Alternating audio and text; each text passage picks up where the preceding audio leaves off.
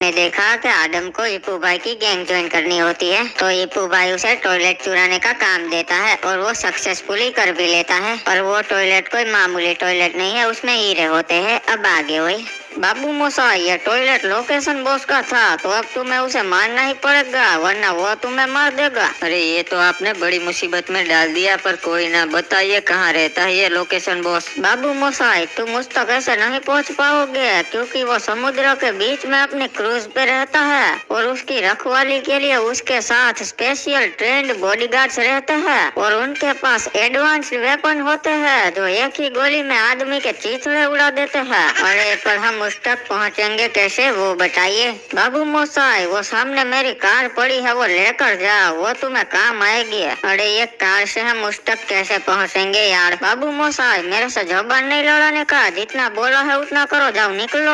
हाँ ठीक है जा रहे हैं ईपू भाई, चलो जिंदा रहे तो फिर मिलेंगे।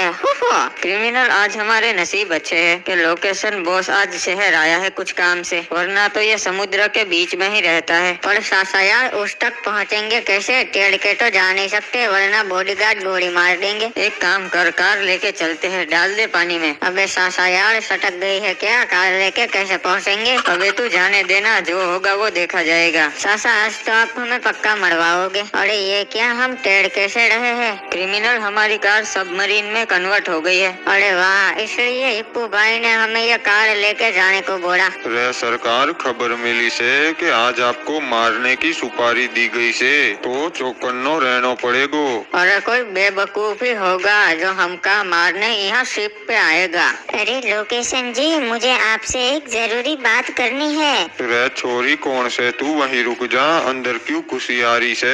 अरे कोई ना आने दे उसे, बोलो क्या बात करनी है मैडम जी। अरे आपको ना दो गुंडे मारने आने वाले हैं और एक पर्सनल बात भी करनी है मुझे आपसे। वो तो हमें पता है, पर पर्सनल बात क्या करनी है वो बताइए। अरे ऐसे नहीं बता सकती, पहले आपके बॉडीगार्ड्स को बोलो बाहर चले जाइए। अरे सुना नहीं तुम लोगों ने, मैडम जी को अकेले में बात करनी है, जाओ सारे बाहर चले जाओ। रे ठीक से सरकार, हम बाजू वाले रूम में वेट करते से, आप बात कर लो। क्या बात थी, अब बताइए। और वैसे आप सिंगल हो क्या। वैसे तो कुछ भी कर ले, पर तू तो सिंगल ही मरने वाला है साले।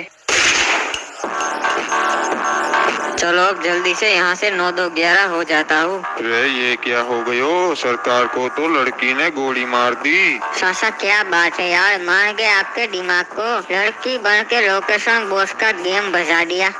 हाँ क्रिमिनल, अगर मैं लड़की के अलावा किसी और का गेटअप लेके जाता तो उसके बॉडीगार्ड मुझे घुसने ही नहीं देते। बाबू मोसा, क्या बात है, तूने तो मेरा खास दुश्मन को ही उड़ा दिया। अब से इस शहर में सिर्फ मैं राज करूँगा। हाँ ईपू भाई, आज से ये शहर सिर्फ आपका है, मेरा नहीं आदम, ये शहर हमारा है, मिलके राज करेंगे। अरे वाह ईपू भाई, ये तो वाकई मेरे लिए खुशी की बात है। और गाइस क्या कर रहे हो, जल्दी से वीडियो को लाइक कर दो और चैनल को सब्सक्राइब कर दो। और गाइस इंस्टाग्राम की लिंक कमेंट में है, फॉलो कर लो, वहाँ मैं 80 रील्स डालने वाला हूँ। और सुन आदम, आज से तू किसी के नीचे काम नहीं करेगा, तेरे नीचे पूरी गैंग काम करेगी, तुझे मैं गैंग का लीडर बनाता हूँ।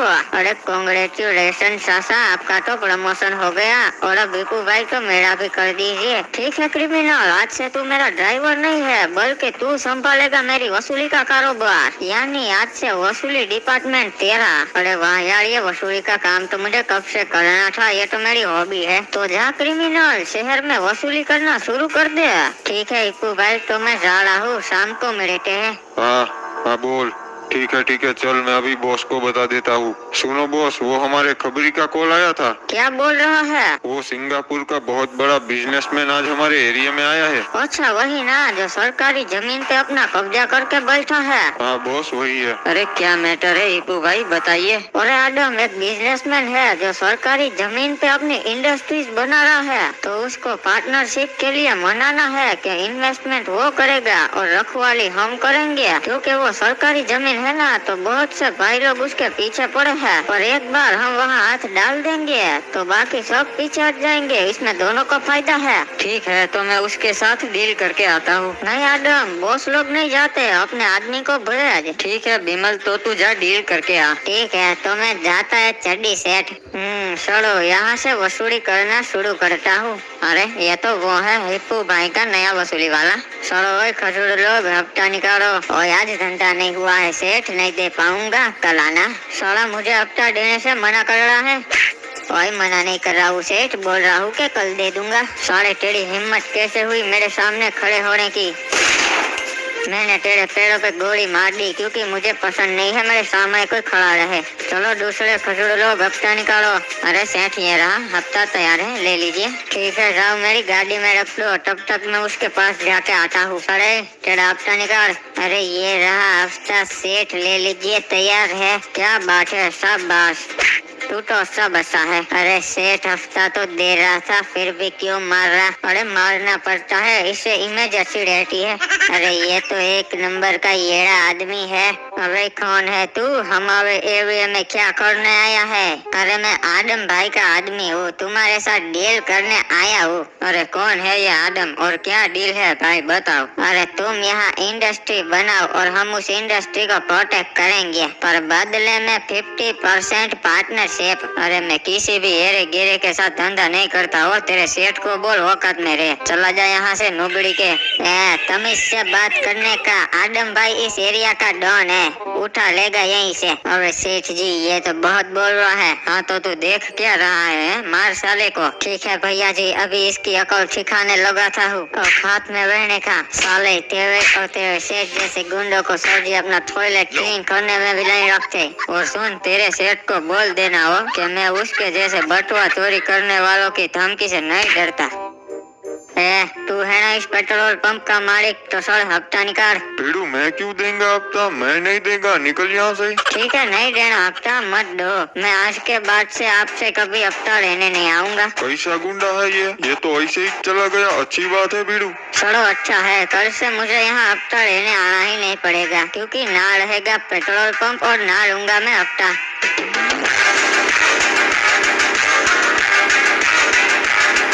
अरे आदम भाई, वो बिजनेसमैन ने मेरे को बहुत मारा और ऊपर से धंधा करने से भी मना कर दिया। बाबू मोसाई मुझे तो लगा ही था ऐसा, क्योंकि बिजनेसमैन थोड़ी टेढ़ी चीज है। वैसे तूने मेरा नाम दिया था कि नहीं उसे? अरे नहीं, मैंने आदम भाई का नाम दिया था, बोला कि आदम भाई ने भेजा है मेरे को। अरे तब तो वो कैसे मानता, क्योंकि आदम को अभी कोई शहर में जानता नहीं ना। अगर मेरा नाम दिया होता तब थोड़ा चांस होता काम होने का। वैसे और कुछ बोला था वो? आप बोला ना, बोला कि आदम को वो संडास साफ करने में भी ना रखे, और कहा कि मैं नहीं डरता आदम जैसे बटुआ चोरी करने वालों की धमकी से। अरे उसे बताना था ना कि शहर के सबसे बड़े गैंगस्टर लोकेशन भाई को मारा है मैंने। अरे उसने मेरे को बोलने लायक ही नहीं छोड़ा और कहा कि चला जा नोबड़ी के। साला मुझे जानता नहीं है ना, इसलिए बहुत उछल रहा है। अब उसे बताना ही पड़ेगा कि आदम क्या चीज है। तू रुक, अब मैं जाऊंगा उससे डील करने।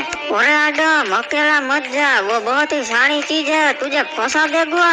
अरे मैं नहीं डरता किसी से, चाहे कोई भी हो, जो होगा वो देखा जाएगा। आज तो मैं फैसला करके आऊंगा कि वो जिंदा रहेगा या मैं। अबे यार इस धंधे में इतना गुस्सा सही नहीं है, गलती कर रहा है आदम। अरे ये फिर से कौन आ गया यहाँ पे है? बिजनेसमैन साहब, आदम खुद आया है आपसे मिलने। सोचा कि आप आदमी लोग से बात नहीं करोगे, इसलिए मैं खुद चला आया। अच्छा तो तू खुद आया है हमसे मिलने, तो हम क्या करें, नाचे नाचे? अरे ऐसा नहीं बोलते हो, ये हमारे मेहमान है, इनको कुछ खिला।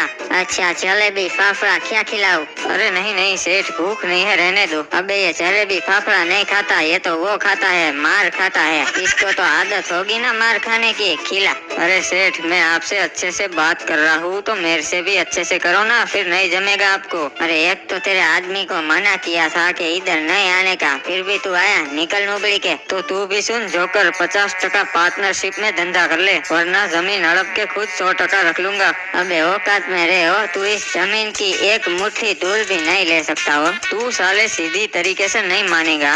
अरे क्या कर रहा है तू, मार के भगाना इसको। अरे सेठ जी ये तो आपके सामने जबान लड़ा हुआ है, मैं आज इसकी जबान काट दूंगा।